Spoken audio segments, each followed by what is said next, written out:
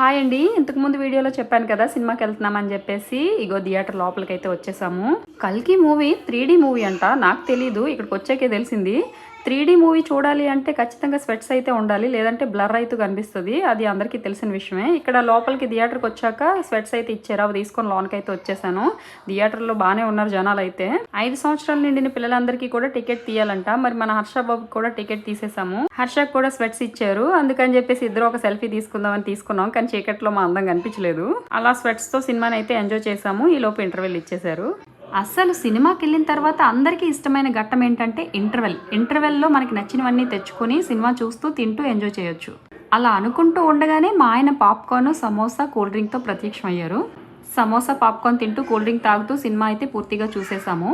Cinema అయితే చాలా బాగుంది. కల్కి మూవీని అర్థం చేసుకోవాలంటే హైటెక్ బ్రెయిన్ కావాల్సిందే. మీరు కానీ కల్కి మూవీ చూసుంటే ఎలా అనిపించిందో కామెంట్ చేయండి. Good night.